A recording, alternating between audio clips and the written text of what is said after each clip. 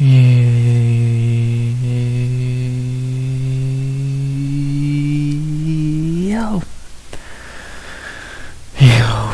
RX back with another retrospective. This time we ain't doing Contender Series, we ain't doing the Ultimate Fighter, we're going all the way back to 1993, and well, obviously we're gonna do more cards than this, but we're going all the way back to the beginning to look at the first 5 UFC cards. Yes, we are back with another retrospective of the classic UFC from my old heads. I know y'all are gonna enjoy this, even though it's been talked about to death. Why don't I do it? Yeah, I want to do a retrospective this week about fights. Can't really do a Contender Series one right now because I'm still finishing the next season. Can't do a tough one right now because I'm still finishing season 4. So, why not do one that I've had in mind since I began this idea? Let's go back and talk about the early UFC ones I've watched up to this point. I just finished UFC, what was it, 7.5? Yes, they really did that. The other night, so, more obviously I've done UFC 1 through 5, so why not talk about it? My only gripe with it, and the reason I'm right now, I did not want to do this, because everyone has done this, everyone talks about UFC 1 and all that, so, but I'm talking about 2, 3, 4, and 5 as well, so, we'll see if I can put my own creative spin on it, and make it a bit interesting, so. Because again, I literally have watched every fight from this card, and every card I'm going to talk about here. So, I'll try and remember them. They're pretty short, so they're not hard to remember, at least in these early cards. And, yeah. So, hopefully I can bring something new to this idea. Because again, I know I've seen people talk about UFC 1 and the early UFC cards to death. So, why don't I throw my hat into the ring when I got no other options. So. Yeah, should be fun. Again, I know my old heads are gonna love this idea, so I love talking about the new shit, but I love talking about the old shit as well. I love looking back on sports shit. I love, I'm not gonna say historian or anything, cause fuck if I remember everything, but I love going back in the classic sports, and why not with my favorite sport, fighting. So, let's fucking do it, man. Yeah, I'm trying to think if there's anything else to really say. I'm not gonna go in depth on every fighter, I'm not gonna click on profiles or anything. I'm gonna talk about the fight, talk about the fighters a tiny bit, but say that, just gonna go down the cards, say what I think, and, yeah, I might rate each card, we'll see. That's a 50-50 idea, but, yeah, we'll see. And with that being said, the only thing left to say before we get into this shit is, of course, as always, please like, comment, and subscribe. 200 subs goal by the end of 2026. And as always else, I'm ready to say something I don't believe I am. The good thing about this is probably not going to be a longer video, because these fights are short, and what can I really say about some of them, so a lot of them involve the same fighters multiple times, so, you know, that's that, and, yeah, I think I've said all the main shit I wanted to in this intro. Got 5 cards to talk about, the first 5 UFCs, I'm excited, and, again, I hope from the old heads, I hope y'all are excited for this, and the new heads, who have maybe not went back and watched, or have just heard about these. Maybe you'll learn something, so it's always good to learn something about our sport, and on a week with no fights, I'll look back at where it all started, so let's do just that, shall we? Beginning with where it really all began, on November 12, 1993 in Denver, Colorado, as we are in 2026, so February 33 years later, and yeah, we can look back on UFC 1. Beginning with, I don't know why Typology is not perfect with a lot of these early cards, like this is one of them. This was actually the official first fight, it was a preliminary bout, it was not this high on the card, so I guess we'll talk about this first. Jason DeLucia and Trent Jenkins, a fight I don't even think you can even watch on Fight Pass. A lot of these preliminary bouts you can't even really fucking find on Fight Pass, some maybe, but not often. and this is one of them, if I remember correctly. That maybe I could find it, I don't remember. But I think I found it, but it was on Fight Pass. Either way, it's a 52-second fight. Jason DeLucia actually is one of the few guys who is not a real complete unknown. I guess his career highlights, I know he had a feud with Boss Ruin and Pancrase.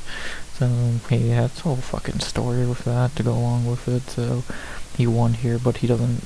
When you win a prelim on these early UFC cards, yeah, pretty much just a backup fighter in case anyone drops out, and no one dropped out, so DeLucia won, and that's about it for him. So yeah, not really a lot to say there. DeLucia actually again one of probably the better fighters here, and we will see him a few more of these early cards. Again, Pancrase guy, fought Bossru, and decent fighter.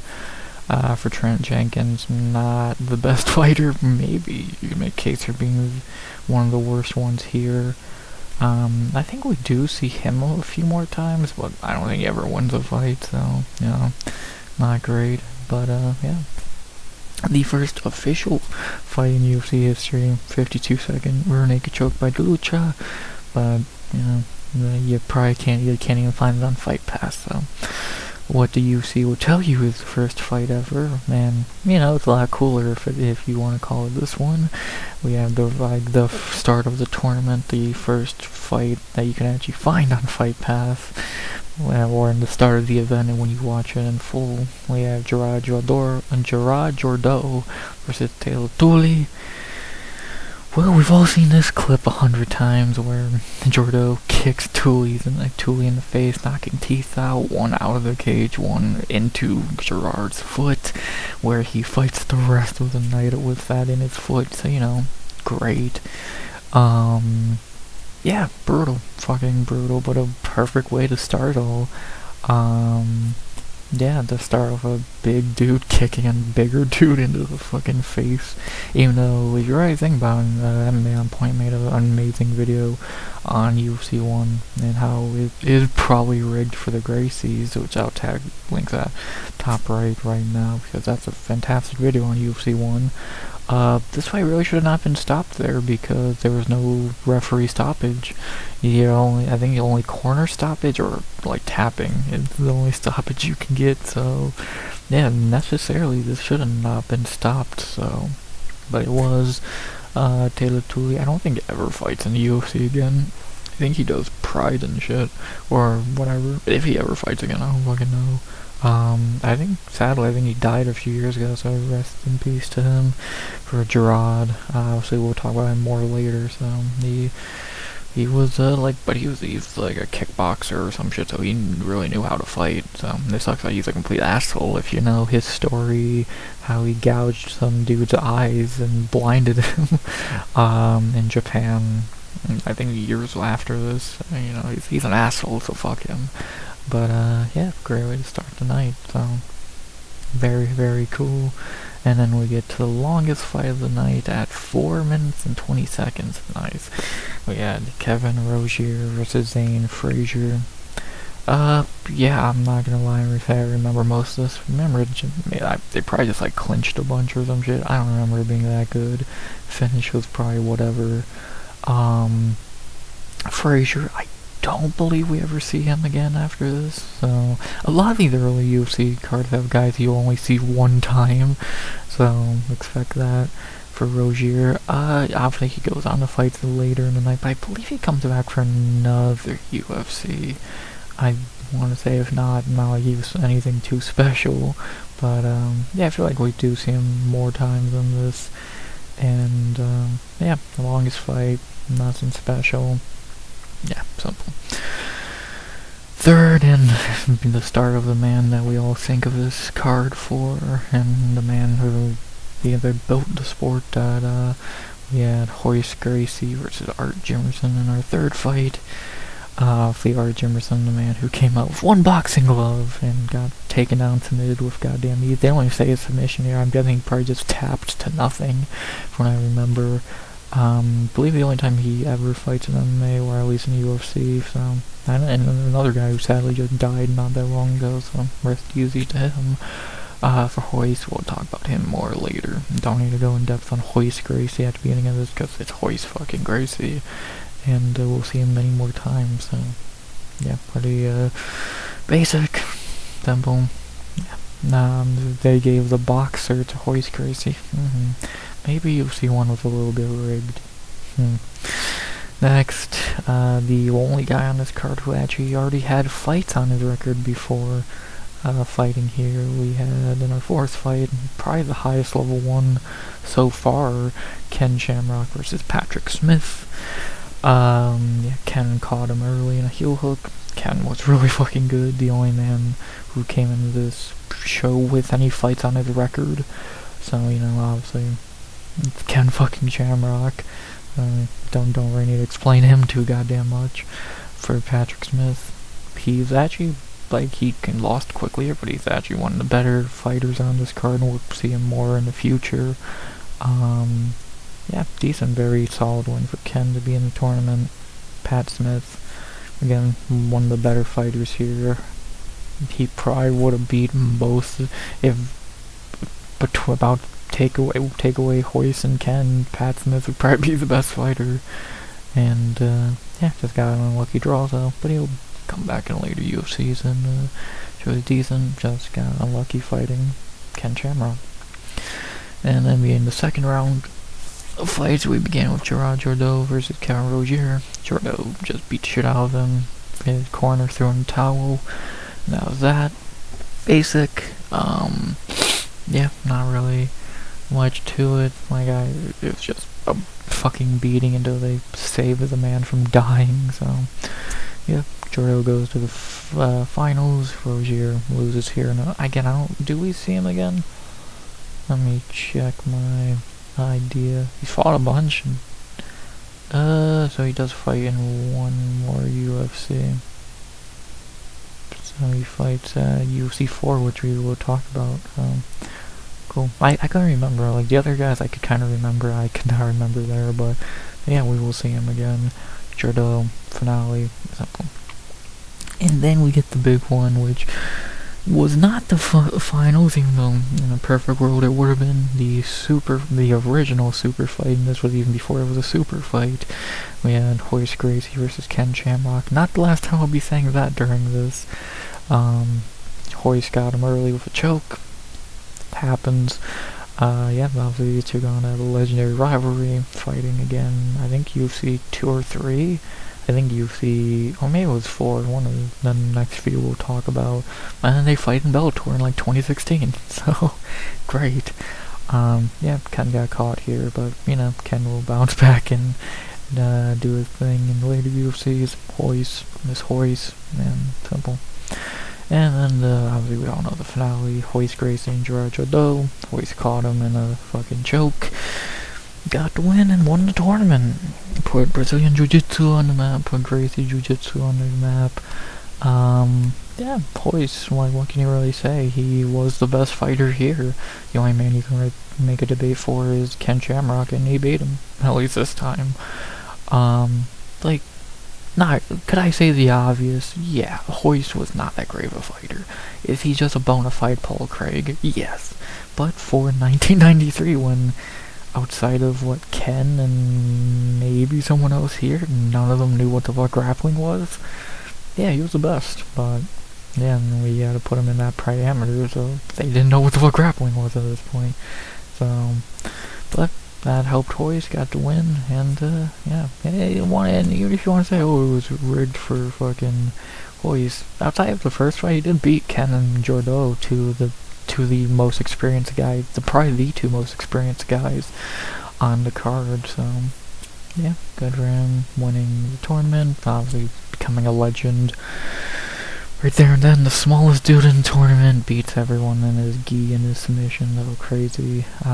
Beating Jordeau, who was much bigger, and again, fuck Jordeau, so good to see him lose. And pretty simple. That's UFC 1 for you. you almost gotta rate it a 10 out of 10 just for what it is, and it's a pretty decent show. Like, over this weekend where there's no fights, or at any time, this weekend or any other time, you have a free hour or two, and you've never seen UFC 1, I would highly say watch it. It's short. It's under 2 hours. None of the fight times combined are like all of these fight times combined, I believe, are probably less than a normal UFC title fight. And, it's a really interesting way to look back on the sport. So, no, it's not high level. No, it's not what we're used to. But to see where it all started in a short little fucking thing for less than 2 hours. Again, if you've never seen it, go watch it. If you have seen it, you'll go watch it again. It's good. It's fun. Again, you'd be almost hard pressed to not rate it a 10 out of 10 for what the fuck it is. So, yeah, it's great. I feel like, not a requirement that all fans should watch it, but probably close to most fans should watch it. One of the best UFC cards of all time. If it's not top 10, I don't know how. Because just for the legacy of it, and, yeah, what more can you really say? So, it's UFC 1. It's the beginning of it all, and, I love it. So, fun card, short card, enjoyable, and, yeah, where it all began. So, really good start. What happened in part 2? We'll do 1 through 5 for this video. What happened in part 2, which is UFC 2 No Way Out. We got more fights, more fighters, and some returning, some brand new, some that might become staples, and some that might not. So, let's take a look at it. UFC 2 No Way Out. March 11th, 1994, in Denver. So Denver is the birthplace of the UFC. Always good. And let's take a look. This is where they got the prelims again. I'm pretty sure you can't watch. No, actually, no. I do remember watching these. So yeah, these you actually can find. So, but yeah, for most of these later cards, yeah, you're not gonna find these prelim fights. But you got lucky here. The beginning of UFC 2 with Scott Morris or Sean Dowdery. Two nobodies. Don't think the Sean dude ever really fights again. And Scott, I think, fights again on this card and loses. Nothing special there. Quick 20-second gilly. Cool. Then you got, speak of the devil, Patrick Smith versus Ray Wizard, a legend. Great fucking name there. Yep, Pat, of course, is gonna run through a guy who is a complete fucking nobody. Great name, but yeah, he's never gonna beat Patrick Smith, and Pat gets the win. It's weird that they had this many. I forget. I think these were just guys trying to fight to be backups in the tournament. So, or I guess there was only one injury. I don't fucking know, but yeah, a bunch of prelim fights to see who fights up who. I think, I don't fucking know. UFC was weird. Third, and up to this point, the longest fight in UFC history and the most boring fight in UFC history up to this moment. Our third fight of the night, Johnny Rose versus David Levicki. Yeah, Rose pretty much just laid on him for 12 minutes till finally beating him. Yeah, it was boring. Yeah, it was boring as fuck. Yeah, the first terrible fight in UFC history, the longest fight up to this point. And it's definitely kind of like a Thor thumb on this card to see a fight like this around all these quick finishes. So, yeah, let's not have more of those. But sadly, a fight like this is kind of normal nowadays. So, yeah, terrible. Levicki, I don't think ever fights in UFC again. Rose, I think fights again on this card, and then maybe UFC 3. But yeah, he doesn't fight many more times after this, so not much of it there. Fourth, we got Freak Hammaker versus Thaddeus Luster, or Thaddeus Luster. Freak actually does, I think this is a Gerard Jordo teammate. He goes deep into this tournament, doesn't he? Or I thought he did. Maybe, I believe he's a guy who definitely comes back for, I think, UFC 3, I want to say. Maybe not, but I feel like we see him more than just on this card. Or, yeah, we definitely see him again more than just this fight. So, yeah, he'll be back. Gerard Jordo teammate, so he does know a little bit. Yeah, I think obviously he's not as good as Jordo, but TB and his teammate hopes. Luster, again, never fights again. Self-explanatory. Next. Fifth, very interesting one here. Orlando Wheat versus Robert Lucerilil. I don't know how to say that shit. Orlando Wheat actually looked very good here. Fucking beat the shit out of Robert, finished him brutally. This dude is interesting. This dude is fucking interesting. From, what is that? I don't want to get that flag wrong. From Surmain, Charzinho, Rosenstrike,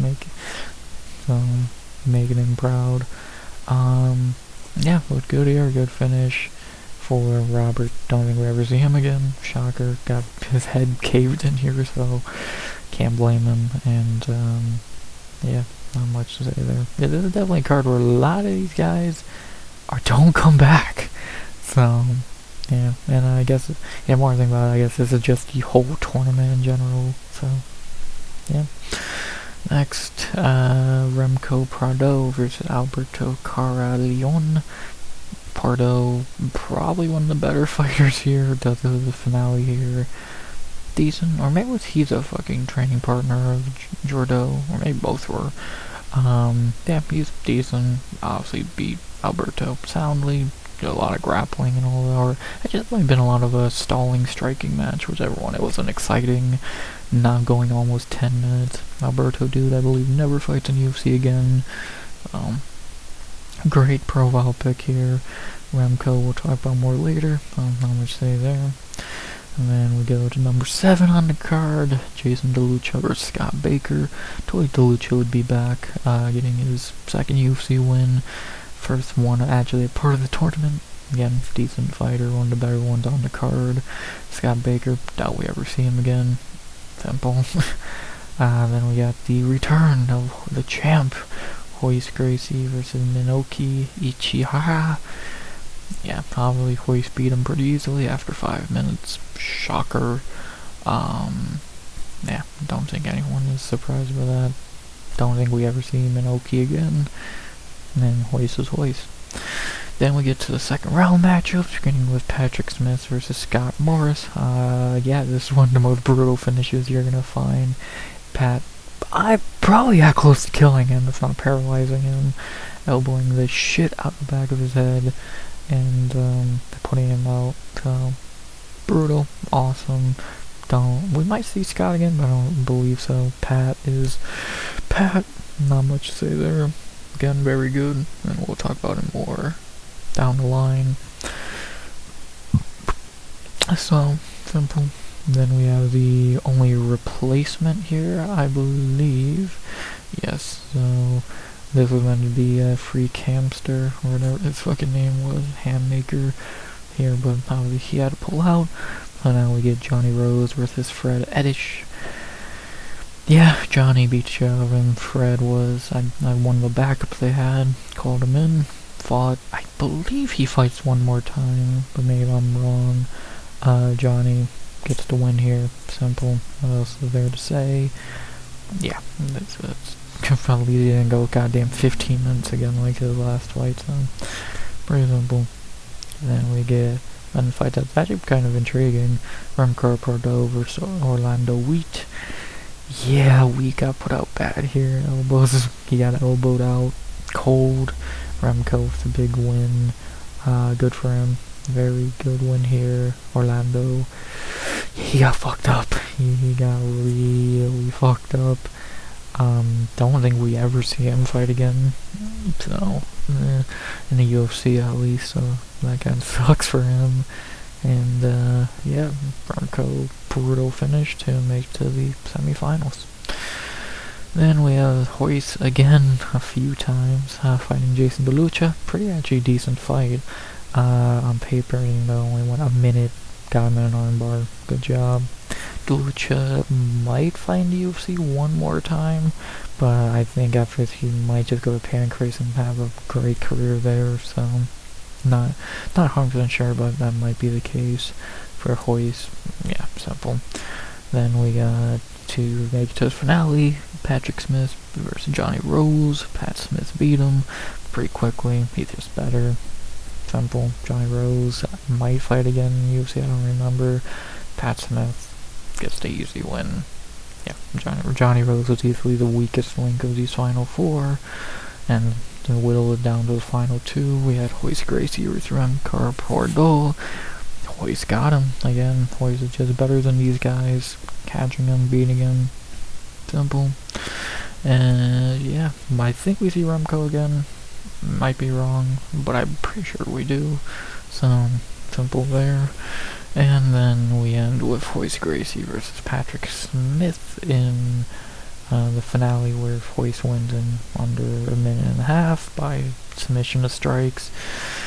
Good win, very good win for Royce, beating Pat Smith, winning his back-to-back tournaments, going 5 wins on the night, or 4 wins on the night, which is crazy. Guys like DeLucia and Smith, but he was able to do it because he was getting quick wins on the ground, so good for him. Pat Smith we do see, I believe, one more time in the UFC, if not, maybe more, but I believe we'll see him again, if not, maybe I'm wrong. But he goes on to have a decent UFC, decent MMA career, and obviously Royce wins his second tournament in a row. But last time he wins a tournament, because after this, we'll talk about with UFC 3 why he didn't win that one, but yeah, for UFC 2, that's about that. 15 fights, a much bigger tournament, for better and worse. Better because more fights, worse because, yeah, a lot of these guys suck. Like, there's 1, 2, 3, 4, 5, 6, 7, 8 guys, 9 guys, I believe, 10 maybe, who never, after this card, never fight in the UFC again. So, kinda crazy, and let's be honest, outside of Patrick Smith, Remco was decent, DeLucia, and Royce, yeah, the rest of these guys kinda just suck. Still decent, definitely more bad fights in UFC 1, like, again, this is one of the worst fights you'll see, and a few fights that go a bit longer than they really should, 9 minutes, 6 minutes, but as we got later in the tournament, it got shorter, so that's good. Obviously not on the level of UFC 1, but still decent. I'll give it a 7 out of 10. Fine, some good moments in it, but definitely some more bad moments trying to avoid. Again, UFC 1, all the fights are pretty good. None of them are long. This one's somewhat long and shitty. So, but again, it ends pretty good. A few good names there. No Ken, which kind of hurts, right before we get Severn and all that. So, it's pretty much just a Royce show. We know he didn't win again, and he did. And, yeah, I'll give it like a 7 out of 10. It was fine. For what it was. A lot of guys you'll never really see again after this. And, yeah, fine. So, not a must-watch like UFC 1. This one is a watch if you want. I wouldn't say for sure do it or for sure don't do it. That's up to you. But yeah, it's definitely a little more of a little bit more of a watch than UFC 1. So yeah, 7 out of 10, still fine for what it is. And yeah, we're not getting the bad cards yet. I don't think we even have a bad card in these first 5. We will get to them. Trust me, again, however, I'm only went to UFC 7.5, and yeah, we're starting to get some weak cards. But, yeah, for what this was, it was fine. Trying to follow up what UFC 1 was. Did its best, and it was okay. And, yeah, really good second card. Second, showcase of Royce. And, yeah, that's about really all it was. It's just a showcase of Royce. So, sweet. And then we get UFC 3. Later in the year, the American Dream, this time out of Denver over to Charlotte for UFC 3. September 9th, 1994 in Charlotte, North Carolina. Ooh, yeah, I wonder what they wanted to have happen on this card, and it didn't, so, no, it was a much shorter card, only 6 fights. Let's talk about it, UFC 3. beginning with, there was no prelim bouts at least shown here though, just this was the tournament, beginning with Keith Hackney versus Emmanuel Yarbrough. Yes, that is a like 600-pound man right there.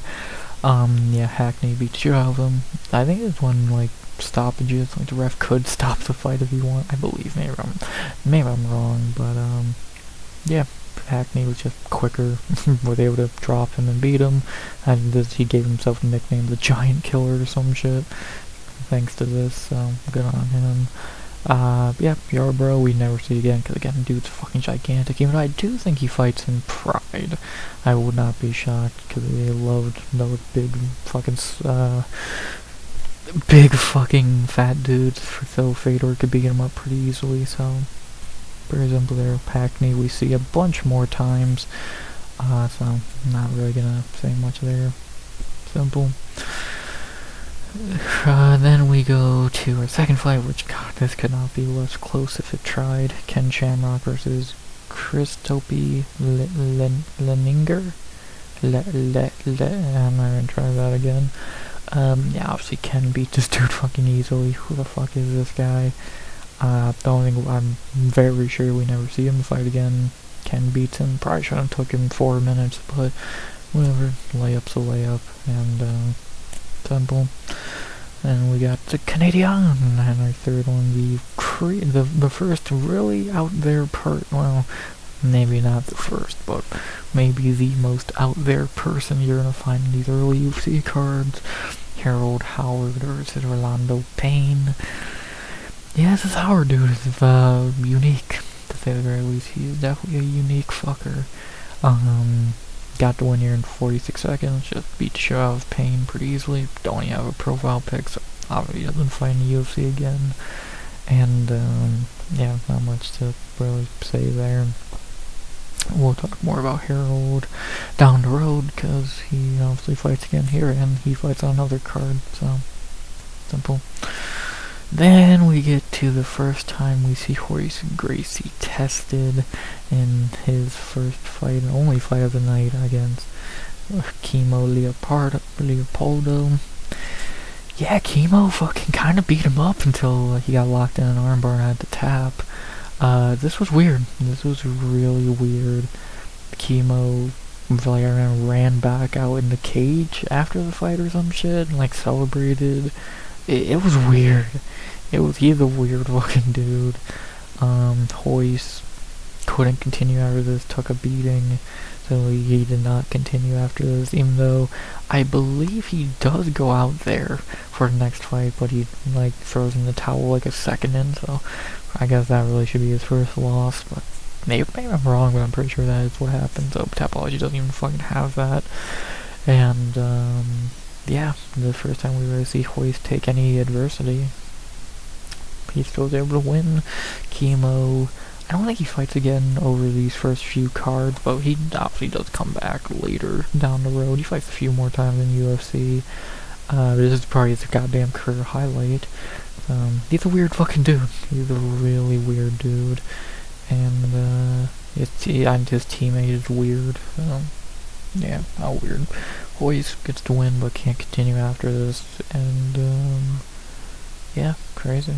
Yeah, towel thrown pre-fight, so this really should have been a loss, but whatever. Yeah. And then in the fight after that, the other guy who they wanted to fucking be in the finale gets injured and has to pull out of the finale after winning his fight. And we have Ken Shamrock versus Felix Mitchell. Who the fuck is Felix Mitchell? He was a guy who had to step in because Keith Hackney got injured. I guess probably broke his hand on fucking Yarbrough's head. Yeah, Ken goes out there, beats him pretty soundly, but I guess he does get injured here. So he had to pull out, couldn't continue. So, yeah. So both finalists, both finalists are not Ken Shamrock and or Royce Gracie. Yeah, how dumb do they feel after making this poster? 'Cause that's the fight they wanted, and instead these two had to pull out after fucking wins. So, I don't think we ever see Felix again. Ken gets the win. We'll talk about him many more times. fuck, he's still fighting. And, yeah, not much to say there. UFC got really unlucky here. And both of the guys they wanted to go all the way would have won all the way, but they couldn't, because, again, they already fought and had tough fights, so, yeah, pretty crazy. And then with Ken being injured and Hoist being injured, the finale was now to end UFC 3, Steve Jenham versus Harold Howard. Ooh, yeah, so Howard actually got here again because Hoist couldn't continue, and Jenham got here because Ken couldn't continue, so, or maybe it was the other way around, you tell me. Jenham, another guy they just had on standby to step in and fight. He does, and he wins. He beats Harold Howard here. He just drops him and finishes him, taps the strikes, and Steve Jenham becomes your UFC 3 winner. The one early UFC winner you'll never hear about. You hear about Hoist, you hear about Dan, you hear about fucking Oleg, but you never hear about Steve Jenham. You give that man his flowers. 1-0, Ninja Cop, got the win. We did actually see him fight again and lose a few times, so yeah. Obviously Ken or Hoist would rip this dude limb from limb, but hey man, he won when they couldn't continue, and good on him, man. But yeah, no one's gonna remember this. This is the only time you'll ever hear about Steve Jenham winning UFC 3. So, yeah, good on him. And then for Howard, we do see him, I believe, one more time down the road, so, yeah. Weird ass UFC 3. The plan that the first time the UFC actually tried to make a plan of what they wanted, and it fell completely to shit. Thanks to Chemo and Ken just having to fight twice and just not being able to continue. Weird card, short card. Mostly quick fights, long no fight went over 5 minutes. 6 out of 10. Maybe a little worse than UFC 2, but not by much. I wouldn't rank this much. Like, I'll give it 6, but it could easily be a 7 as well with UFC 3. Neither are terrible. But I guess the reason this boxed down to a 6 out of 10 because it's just not the finale fight is none of the big names or fights you really would want to see. So again, good for Jenham and Howard getting there, but last round we wanted Hoist and Ken or something along those lines. So 6 out of 10, still not bad. Yeah, unless you want to, the only thing from this card really worth a damn would be Hoist and Chemo, if you really want to see Hoist really get tested for the first time. Or the Emmanuel Yarbrough fight's pretty intriguing to see a guy that fucking size in there. And I guess Jenham's kind of cool to see win. Outside of those 3 things, the rest is very forgettable. And, yeah, not really much else to say there. Yeah, definitely the weakest one so far, but on paper, it was meant to be. And you look at, well, you have Hoist, Ken, and then a bunch of randos. So we know what they were trying to do. And like always, when UFC plans something, it shits the bed and doesn't work. So you'll love to see it. And yeah, very fine UFC 3. Nothing great or terrible. 6 out of 10, weakest so far. But never forget, Steve Jenham, UFC 3 winner, baby. Good for the Ninja Cop. Then we go to number 4, the second to last one of the video for right now. And we have UFC for the Revenge of the Warriors in Tulsa, Oklahoma, December 1994. A few months after Hoist, and a few months after Jenham won and Hoist got tested, they're right back. Bigger card, 10 fights, again, Oklahoma, December of 94, UFC 4. Did they get back on track after UFC 3? Or did they get worse? Let's find out. Beginning with the prelim fights, there was 2 of them. I don't believe no, you can't find these. I tried, you couldn't find them. And it began with Joe Charles versus Kevin Rozier. The Ghetto Man, Joe Charles, gets the win here. We'll see Joe a few more times. Maybe even on this card, I think he might fight. So, no, he doesn't. But yeah, I know we'll see him in later UFCs. And then for Rogier, yeah, that's the last time we ever see him, so see ya. And then the second fight was Marcus Bassett versus Aldo Diaz Xavier. So we never see Aldo again. And then for Marcus, he steps in on a fight later, so good on him. Yeah, can't even find these. So unless I'm dumb, unless I'm forgetting and I did find them, or I'm dumb and I can't find them when they're easy, they're not on Fight Pass, and I can't find them on the internet, so there you go. Unless maybe I did, I don't remember. Yeah, but yeah, you gotta go looking for these. So, not like you missed a 14-second armbar and a fucking 5-minute knockout. Sweet. Then we actually begin the tournament with Royce Gracie versus Ron Van Cleef. Yeah, obviously Royce is gonna beat this dude easily. How old was this fucking dude? Doesn't even say, but he's old. I think by the next UFC, this Ron dude's like a commission member or like a judge or some shit. So, yeah, poor dude. Obviously Royce beat him easily, no shit. And, yep, simple.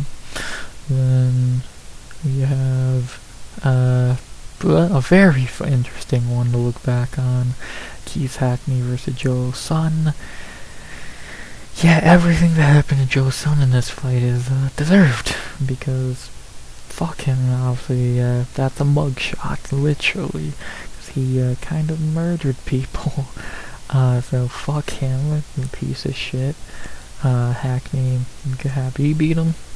And, yeah, I think this one where he punched Joe in, like, the dick, like 9 fucking times, that legendary clip. So, yeah, he deserved every fucking bit of that. Fuck Joe Son, one of the worst people in MMA history. So, karma's a bitch. Then we get to the 5th fight, the return of the defending champion, Steve Jenham versus Melton Bowen. Yeah, Jenham had to fight a little bit longer here, and I believe he had to pull out of the rest of the tournament thanks to this, so, unlucky there. Did get the win. Bowen, I don't think we ever see again. Jenham, this is the last time we see Jenham till like UFC 7, I believe. So it's a while till we see him back, but still have to win here, but at what cost? Again, yeah, he was injured, and yeah, not really much to say there. And then we have the debut of another legend of this era, one of the guys you think of with this beginning era of the UFC, the man with 101 wins in his MMA career, the beast, where it all began, Dan Severn versus Anthony Macias. Yeah, obviously Severn ran through this poor guy. I think we might see Anthony again. I believe we do. If not, again, dude, it's not important anyway. But yeah, Dan Severn is extremely important. He's Dan fucking Severn. So, sweet. Yeah, where it all began with Dan Severn. Again, one of the guys you think of when you think of these early UFCs, and again, man who now has 100 wins. We see where it all began. The beast. What can you say? And then we'll be in the second round of this tournament with Royce Gracie versus Keith Hackney. Went about 5.5 minutes. Royce eventually got him and won. Yeah, of course Royce is gonna win here. Good on him. I don't think this is the last time we see Hackney. I think we see Hackney a few more times, I want to say, but maybe I'm wrong, but I believe we do. And obviously Royce is now in the finale, so there you go.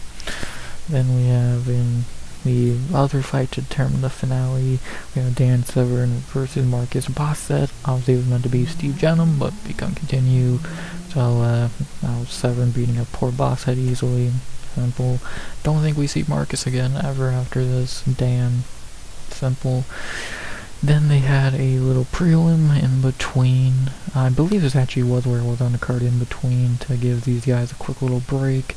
And actually a name that's very, gets a name you will recognize maybe a few years after this. We got Guy Mesger versus Jason Farron. Farron, never hear from again, I believe. Guy Mesger, you hear from him a lot. We all know him losing to Tito sparked Tito and Ken's rivalry, and Guy was a decent fighter. a few years from this point, so interesting to see him debut here and just get a win out of the backup and a quick 2-minute corner stoppage. And very interesting, very interesting. I believe you can find this fight. I think I did find this one, but again, the other two, not so much, but what can you do? And, yeah, very interesting to see the debut of Guy Mezger as kind of just a nobody, and then again, a few years from now, he's the catalyst for Tito and Ken, so crazy. And the finale, I actually was wrong. Hoist did win another UFC. I forgot he won UFC 4. My bad. We had in the main event a super fight in its own right. Hoist Gracie versus Diane Severn. Yeah, this was kind of like the chemo fight for Hoist. He just got beat up on his back till he finally locked up a submission. Pretty interesting. Yeah, they were both, Hoist and Dan were very gassed after a while, and it was just, could Hoist lock in that submission? He eventually did and got the win. Crazy, very crazy. Dan's first career loss, but I think UFC 5 he comes back for vengeance.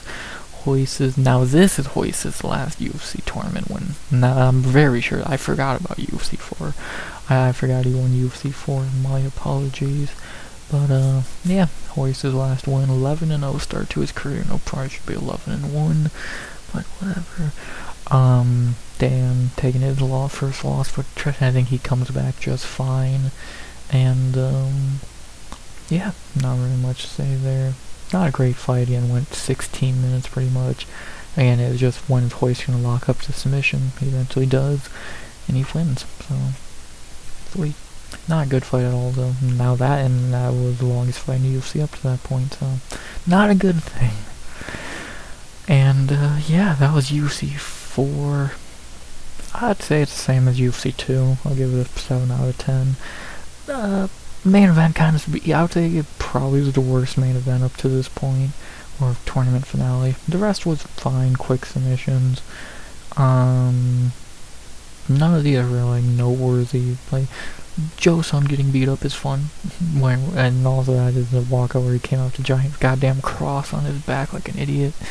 You know, that was fun. That was enjoyable to watch.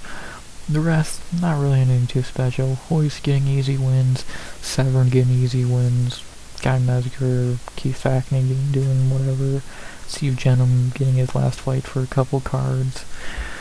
Yeah, I would say this almost kind of feels like the forgotten one of these beginning 5 to an extent, maybe at least just to me. But, yeah, it did give us Hoist and Dan Severn. But outside of that, like, obviously they wanted Jenham versus Hoist, but that didn't happen. And, yeah, it was what it was. Again, same as UFC 2, I'll give it a 7 out of 10. Yeah, Hoist gets his last win, tournament-wise, and the debut of Dan Severn. 2 very big things there. Besides that, yeah, Oklahoma got a good one here. 7 out of 10, nothing crazy, and yeah, pretty simple. Let's move on to our last one, shall we?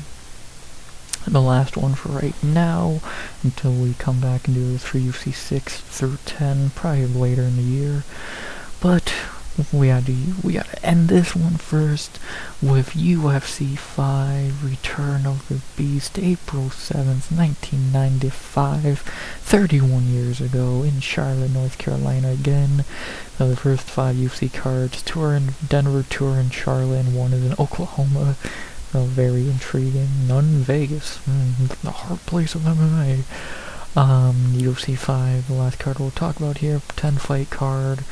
The first super fight, this is actually the first UFC fight that's not part of a tournament, it's just a super fight, so that's interesting. And yeah, this is a pretty decent tournament from what I remember. More interesting debuts. Let's talk about it. The last one we'll talk about, UFC 5. Let's go into it. Again, more prelim fights. I think these are watchable or findable, whatever term you want to use, but I could be wrong. Kai Mezger ran through John Dowdy. Not much to say about Dowdy. Never see him again. Mezger, already talked about. And debut of Dave Benito, who we do see many times on here, versus Asbel Kensico, or Kensayo. I don't think we ever see this Kensayo guy again. Benito we see many more times after this, you know. Yeah, ran through him pretty quickly. Just two very decent fighters running through nobodies. Not much to say there for prelims again. I think these might be findable, but don't quote me on that. And, yeah, what's we said there. Then we actually begin the tournament with John Haas versus Andy Anderson. Quick finish for John Haas. You know, I believe he gets injured in this fight, has to pull out. So, you know, unlucky there. I would be lying if I said I remember this fight at all. I don't. Andy Anderson, don't think we ever see again. John Haas, do we ever see him again? No, we never see John Haas again after this. So, yeah, not much to say there. I wouldn't be a lying son of a bitch if I said I remembered any of that fight. Then we had Todd Medina versus Larry Crouton. I remember this a little bit, nothing special. Medina finished him on the ground. I don't think we ever see Crouton again. Medina, do we see him again after this card? I don't think so. So, we might not. I'm pretty sure we don't, so maybe I'm wrong there, but, yeah, because he starts off his night with a win. Doesn't end it with one, though, but, you know, good for him, and, yeah, I remember that one a bit more, and, yeah, nothing crazy there. And then we do get to another very big debut of this era, even not MMA-wise, but in UFC. Oleg Taktarov versus Ernie Radikia. Ernie, nothing to say here. Probably his only fight. Looks like he's like a fucking accountant now. Good for him. Obviously, Oleg is the star of this fight. We see Oleg from now. Like, I just finished UFC 7.5, and we see Oleg again in the finale, or on that card doing his thing. Yeah, is the start of Oleg, who definitely makes his mark. He does win a UFC, not this one, but later. I think he might win the next one after this. The first Russian in UFC to really have success. Yeah, legend of the sport. Again, 4-0, but obviously not his MMA debut, but UFC debut. Another name I would say you definitely gotta think of when you think of these early UFC cards. And, yeah, debut of Oleg. We see him many more times in many big fights, so what more I can really say there. And then, just like the card says, we got the return of the Beast after that. In the final round 1 matchup here, as Dan Severn run through Joe Charles. Poor ghetto man. Yeah, obviously Joe Charles never had a chance here. Does he fight again in the UFC after this? I believe he fights Vitor Belfort. Oh god. Oh yeah, he does fight again. So yeah, he fights for a while after this. Severn, obviously, was not gonna waste more than 2 minutes with him. Simple. Then we have David Benditos versus Todd Medina. Benito gets the win. Better fighter. Medina, I don't think we ever see again after this. I'm kind of confident in that statement. If not, it's like one more time. Benito, again, we see him a few more times on the next few cards, I believe. So, and now he's in the finale. Second Canadian to be in a finale within the first 5 UFC cards. Kinda crazy. The Americans, the Canadians, and the Brazilians, the real first successful UFC fighters, and then obviously Oleg would be the first successful Russian. Oh, how crazy. Spade the Devil, Dan Severn, Oleg Taktarov, really the best fight on this card, like hype-wise and all that. Not counting the super fight, but of the tournament.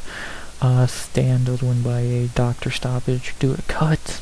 So, kinda got unlucky there for Oleg, but, you know, what can you do? Yeah, they do rematch down the line. I think I just watched that the other night. Not great, not a great fight at all. But, yeah, sucks to see a fight get ended by a cut. The first fight that ran by a cut, I believe. So, yeah, Dan gets to win. Oleg takes his first loss, but trust me, Oleg will be back for vengeance. No worry there. And, yeah, Dan moves to the finale. And good for Dan and Dave, they have 36 minutes to wait and rest, as in the co-main they had the super fight between Ken Shamrock and Royce Gracie, which could actually be the worst fight in UFC history, because I say with no fucking sarcasm, for 36 minutes Ken Shamrock lays on Royce Gracie, and somehow it ends in a draw. Think about that. Just think about that. I didn't know some of these fights that were like 15, 20, 25 minutes of nothing. Yeah, I skipped through it, so I skipped to the end. Like this one. Ken literally laid on him for 36 minutes. I can't word it any differently, because that's just what happened. Maybe the worst fight in UFC history in general.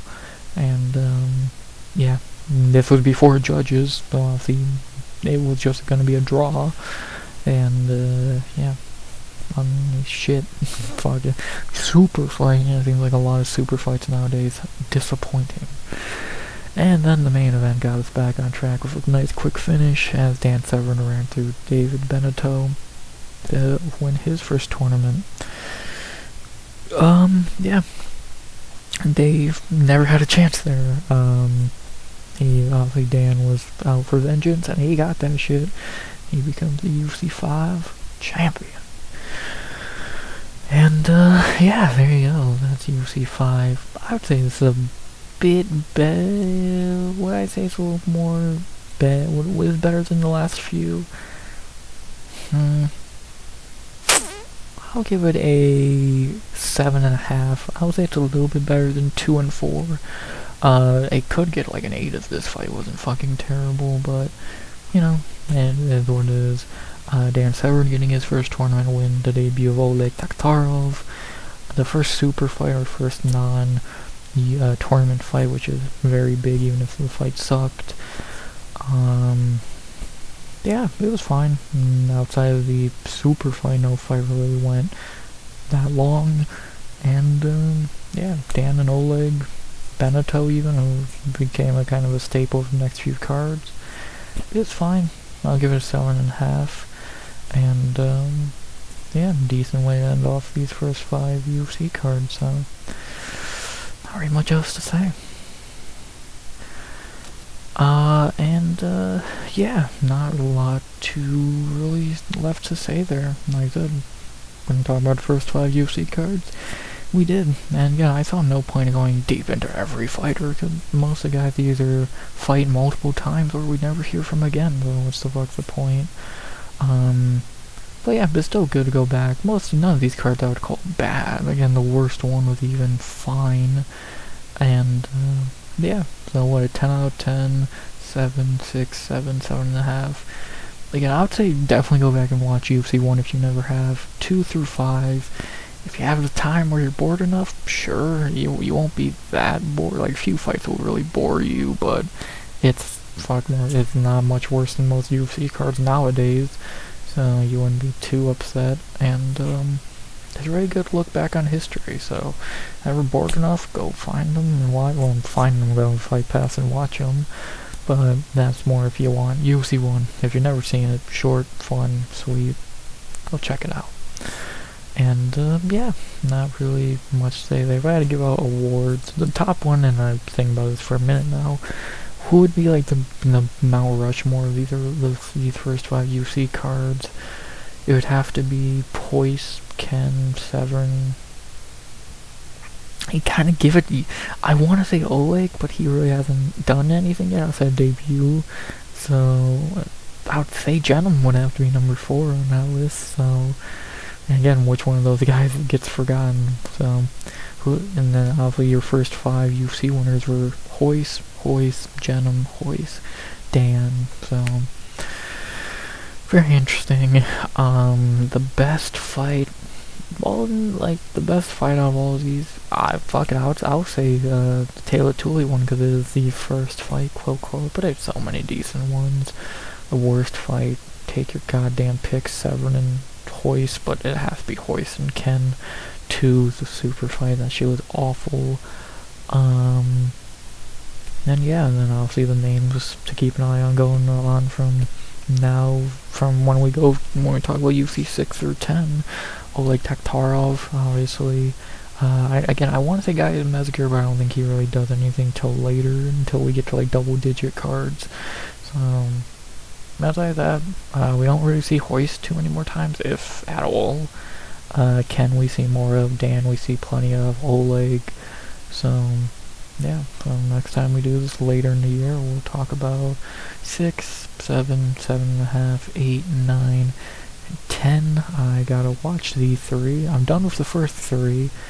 I already watched these 3 already, and we'll talk about those when we get to those, and then we'll talk about these 3 as well. So, again, probably later in the year, we'll talk about UFC 6 through 10. And then after that, we'll do 11 through 15. So, yeah, pretty simple. Hope y'all enjoy this idea, because I'm enjoying doing it, and I enjoy doing it, at least here. Short, 1 hour. Just want to talk about the past, and again, for the old heads, they're gonna get their fucking flashbacks, which is awesome. And for new heads, maybe you learned something. Maybe you learned about, I don't want to say learned about Hoist Gracie, but maybe Ken Shamrock, Dan Severn, Oleg Taktarov, early UFC shit, whatever the fuck. It's interesting. Again, is it up to par I made today? It might fucking be better, to be honest. But, okay, we got UFC is where it is now, because where it all began, and, what more can you say without these early cards? Hell, without this card right here, there'd be no UFC today, so... And that's why I like going back and watching from where it all began, and I hope you enjoyed listening to what I thought of it, so... Yeah, I enjoy talking about these cards more than most of the recent ones, and, yeah, not really too much else to say there. Yeah, I'm happy to do Retrospective again. I got a whole playlist on the channel. I've done, I think, 3 Contender Series, or, no, I think 1 Contender Series, 3 Ultimate Fighters, and, yeah, so...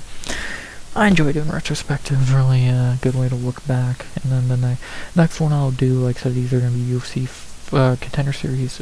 Either going to be Ultimate Fighter 4 or Contender Series Season 2. Probably during the next break week, or maybe even during a random week. We'll see. And then again, sometime later in the year, we'll do UFC 6 through 10. So those will be the next 3 retrospectives. I hope you are excited for. And, yeah, I enjoy doing it. It's a good break up from everything else we do, and especially for a week with no fights. Sad we still get to talk about fights a little bit, so there you go. With that being said, not very much else to be said. This is the last video till next Friday, when we do the Fluffy Strickland breakdown and the recap on Sunday. Streams probably Friday, Saturday, and Sunday, and shorts probably not going to be... we'll see if I do another one before, like Tuesday or Wednesday, so time will tell. And, yeah, not really too much else to say there. Hope you enjoyed, let me say that right. Hope you enjoyed the video. Please like, comment, subscribe, turn so by the end of 2026. As always, unless I'm going to say something which I don't believe I am, always get to look back on the past, because without that we wouldn't be in the present. 33 years ago it all began. 33 years later, the sport is somehow shittier than it was back then. Yeah, not really too much else to say there. Watch UFC 1 if you haven't. 2, 3, 4, and 5 are okay. And, yeah, one more can I really say outside of. As always, RX out. Good vibes. Only